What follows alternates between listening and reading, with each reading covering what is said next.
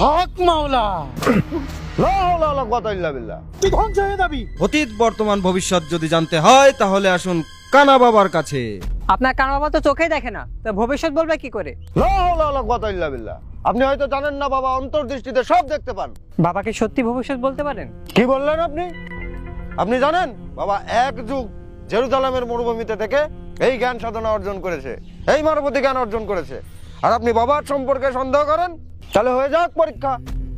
এখনই বাবা আপনাদের মধ্যে থেকে হাত দেখে আপনাদের অতীত বর্তমান ভবিষ্যৎ বলে দেবেন। এই আপনাদের মধ্যে কে হাত দেখাতে চান? কার আছে সৎসাহস? আস্তে আস্তে, সবার হাত তো বাবা একবারে দেখতে পারবেন না, একজন একজন করে। এই প্রথমে আপনি আসুন। প্রথমে বাবারটা হাতটা দেখবেন। হক মাওলা, তোর নাম সাইফুল, তোর জীবনে অনেক ভুল। সামনে তোর যে বিয়ের কথা চলছে, বিয়ে তুই করিস না কবুল। বদ অভ্যাস গুলো বাদ দিস যদি, তোর জীবনে হবে অনেক উন্নতি। হক মাওলা। বাবা তো একদম সত্যি কথা বলেছেন। আমার নাম আসলেই সাইফুল এবং আমার বাসায় বিয়ের কথা চলছে। জয় কানা বাবার জয়, জয় কানা বাবার জয়, জয় কানা বাবার। কিরে নূর, ওদিকে কার তো জয়ধ্বনি চলে? হবে হয়তো বা কোনো নেতা কথার। আরে না, ভালো করে শোন, কোন বাবার নামে জয়ধ্বনি চলছে মনে হয়। হ্যাঁ তাই তো, চল তো গিয়ে দেখি। বাবা যে ভবিষ্যৎ বলতে পারে, এই ব্যাপারে কারো কোনো সন্দেহ আছে? না, কোনো সন্দেহ নেই। তাহলে আসুন সবাই, উপযুক্ত সম্মানী দিয়ে আপনিও জেনে যান আপনার অতীত বর্তমান ভবিষ্যৎ। আসুন, একে একে আসুন। আসুন, ঠেলাঠেলি করবেন, এক এক করে আসুন। বাবা, বাবা, ও বাবা, বাবা আমারে বাঁচাও। বাবা, বাবা আমারে বাঁচাও, আমি খুব বিপদে আছি। বাবা, বাবা আমারে বাঁচাও। হক মাওলা। ও আমি মেলাদিন ধরে একটা চাকরির চেষ্টা করছি বাবা, কিন্তু চাকরি কোনোভাবে হচ্ছে না বাবা। চাকরি না পেলে খুব বিপদে আছি বাবা, খুব বিপদ, একটু বাঁচাও বাবা। হক মাওলা। কি করে চাকরি হবে তোর? লেগেছে জিন শয়তানের বদনজর। যদি বাঁচতে চাস তাহলে 550টি টাকা দিয়ে যাস। হক মাওলা। হবে গাড়ি, হবে বাড়ি, 16 তারিখে হবে চাকরি। এই নে তাবিজ, সাথে সাথেই রাখিস। হক মাওলা। ঠিক আছে বাবা। জয় হোক বাবা, জয় হোক।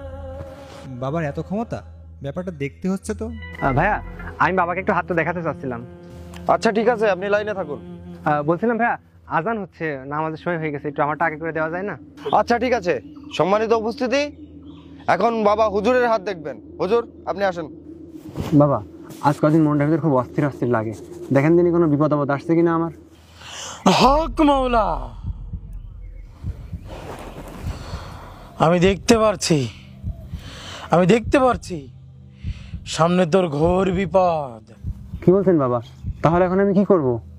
হক মাওলা, শান্ত হ। এই নে তাবিজ, আসবে না বিপদ, থাকবি নিরাপদ। দেখেন তো আমার দ্বারা কারো কোনো ক্ষতি হবে কিনা। হবে না তোর দ্বারা কারো ক্ষতি, তুই জীবনে হবি অনেক সুখী। 501 টাকা দিয়ে যাস যদি। হক মাওলা। ঠিক আছে বাবা, দিচ্ছি আপনার টাকা। তুই ধ্বংস হয়ে যাবি বেয়াদব, বাবার গায়ে হাত তুলিস, এত বড় স্পর্ধা। বাবা, আপনি তো একটু আগে বললেন আমি জীবনে অনেক সুখী হব, তাহলে এখন আপনার ভবিষ্যৎবাণী পরিবর্তন হয়ে গেল কেন? আর আপনি তো বললেন আমার হাতে কারো কোনো ক্ষতি হবে না। আপনি বাবার ভবিষ্যৎবাণীকে অবিশ্বাস করেন? না, বাবার ক্ষমতা বিশ্বাস করি না, আপনাদের অনেক ক্ষমতা। আপনারা এই যে দিনে দুপুরে মানুষকে এভাবে ঠকাচ্ছেন, এতেই প্রমাণিত হয় আপনাদের অনেক ক্ষমতা। আপনি এসব কি বলছেন হুজুর? জি ভাই, ইনি হচ্ছে ভণ্ড বাবা। কারণ ভবিষ্যতে কি হবে এই জ্ঞান আল্লাহ তাআলা কাউকে দেননি, একমাত্র আল্লাহ তাআলা হচ্ছেন আলিমুল গায়ব। গায়েবের জ্ঞান তিনি কাউকে দেননি। এই রে, হুজুরকে হাটে হাড়ি ভেঙেই দিল। এই ভণ্ড বাবা যদি সত্যি ভবিষ্যৎ জানতো তাহলে আমি তোর গায়ে হাত তুলবো, এটা সে আগেই টের পেত। আর আপনারা তো দেখলেনই, মার খাওয়ার সাথে সাথে বাবার ভবিষ্যৎবাণী পরিবর্তন হয়ে গেল। সত্যি তো, সত্যি তো।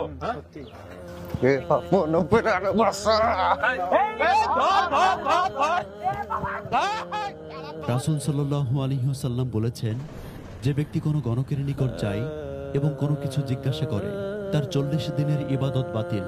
এবং যদি গণকের কথা বিশ্বাস করে তাহলে সে কুফরি করলো।